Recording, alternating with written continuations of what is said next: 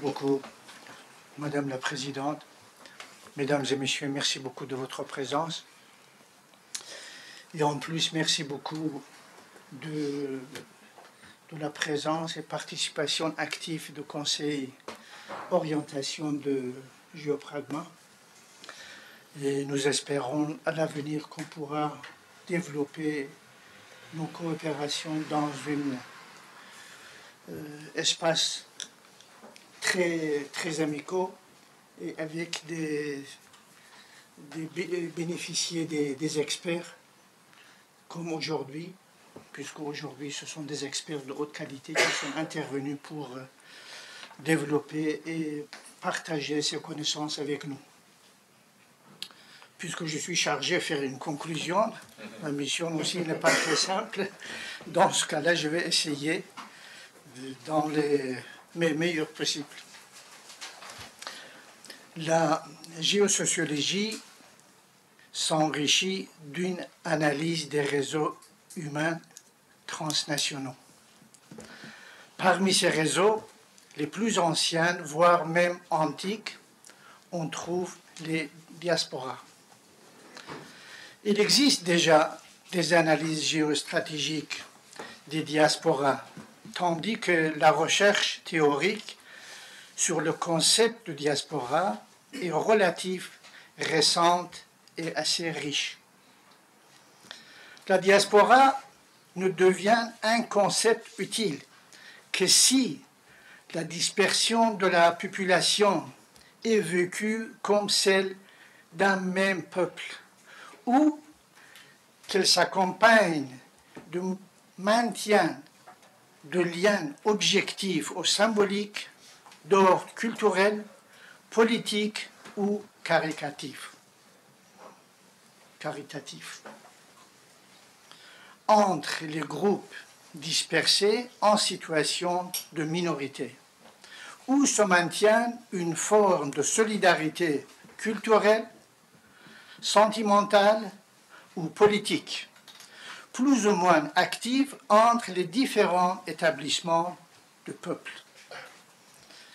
Les diasporas se caractérisent par leur participation à la société dans laquelle ils sont installés, tout en maintenant leurs liens transnationaux, ainsi que le mythe de l'unité du peuple et éventuellement le rêve d'un retour à un lieu imaginé comme originel. Ce mythe est particulièrement puissant s'il invoque une catastrophe qui serait à l'origine de la diaspora. Dans la profusion actuelle et parfois abusive de l'emploi du terme diaspora, l'exemple russe reste un archétype historique comme celui de la diaspora juive ou même celle des Chinois. L'expérience des Russes relève de cette identité de l'exil. Toute migration, même nombreuse, même plus ou moins forcée, ne se constitue pas nécessairement en diaspora. Il faut rappeler que certaines diasporas ont existé bien avant l'époque de l'État-nation et du nationalisme moderne. Dès lors, parler d'une communauté proprement transnationale relève d'une réflexion largement circonscrite à l'histoire contemporaine. Les empires multinationaux qui ont précédé l'essor des nations modernes étaient plus ouverts à la diversité des cultures minoritaires ou moins tolérés, tout en disposant d'un statut inférieur. La dispersion des peuples était un phénomène presque banal dans les espaces prénationaux. Ce n'est que depuis la fin du XVIIIe siècle que les États-nations ont intégré le nationalisme dont le principe de légitimité a consisté à faire coïncider l'organisation politique avec le peuple ou la collectivité historique. En bref, l'État-nation se définissait par l'objet de faire coïncider organisation politique, pratique économique et références identitaires dans un territoire unique clairement défini par des frontières géographiques et politiques juridiquement stables. Une diaspora est une formation historique qui se construit par la volonté, le discours, y compris symbolique, et les échanges délibérés gérés par une élite.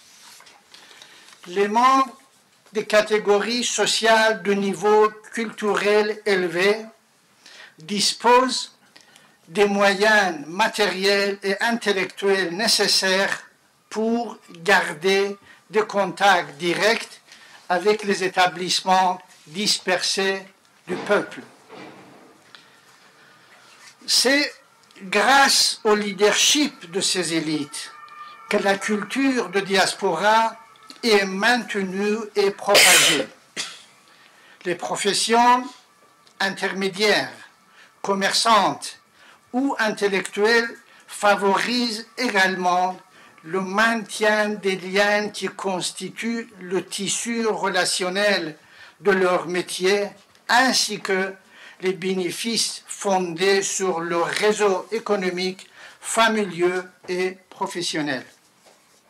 Des élites entretiennent églises, écoles, rencontres organisées, systèmes d'entraide économique et sociale, et fêtes collectives à la fois religieuses et ethniques. Ils ouvrent aussi à maintenir une solidarité interne entre riches et pauvres de leur communauté en exil. C'est à la lumière de ces éléments fondamentaux de la Constitution et de l'affirmation d'une diaspora que l'on peut dire que les auteurs, Pierre Conessa, Christopher Conen, Gérard-François Dumont et Dimitri de Cocheco, ont remarquablement appliqué le prime de l'étude géopolitique et géosociologique aux minorités russes contemporaines. La maîtrise des principes qui ouvert la voie aux interprétations juridiquement fondées du problème de diaspora ou, au contraire, à la possibilité de son instrumentalisation toujours possible, se relèvent sous leur plume dans la distinction des notions telles que l'intégrité territoriale des États, le droit des peuples à disposer d'eux-mêmes et celle très ambiguë de la responsabilité de protéger. Et le plus souvent, c'est tout simplement l'information qui manque à nos auteurs sont allés la chercher. Ensuite, c'est la méthodologie d'analyse des infinies nuances historiques, culturelles et politiques de la variété des situations particulières qui caractérisent les diasporas, qui distinguent les analyses fondées et équilibrées des interprétations hâtives et déconnectées des réalités. Ainsi, par exemple, distinguer les minorités issues des 15 anciennes républiques soviétiques, des minorités d'autres pays, d'une part, et entre chacune d'entre elles, d'autre part, relever d'une démarche scientifique permettant d'entre elles permettant l'approche comparative de l'ensemble des éléments identitaires caractéristiques chacune des communautés diasporiques et pouvant les distinguer comme les séparer. De même, l'étude et l'analyse de l'évolution de l'approche nationale de leur diaspora par les responsables russes, surtout depuis la fin de l'URSS, était une condition sine qua non pour appréhender au mieux leur rapport avec le centre originel.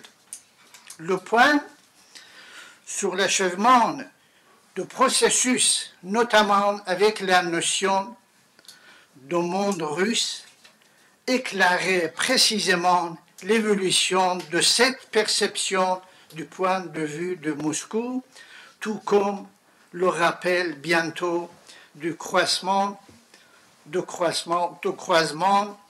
l'approche Alexandre Solzhenitsyn, décrivant une Russie comme une nation divisée avec celle que développera Vladimir Poutine dans son célèbre discours sur la Crimée le 18 mars 2014.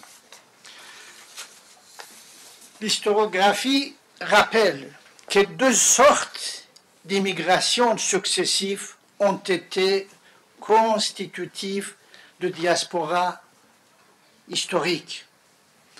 Une importante immigration ethnique russe a tout d'abord lieu à la suite du schisme des vieux croyants au XVIIe siècle, par exemple les Lituaniens qui ont migré vers le sud vers 1700.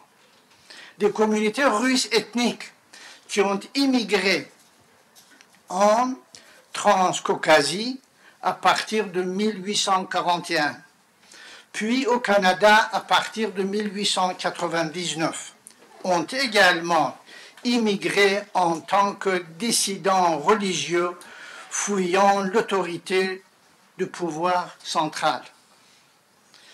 L'immigration de l'URSS est souvent décomposée en trois vagues d'immigration.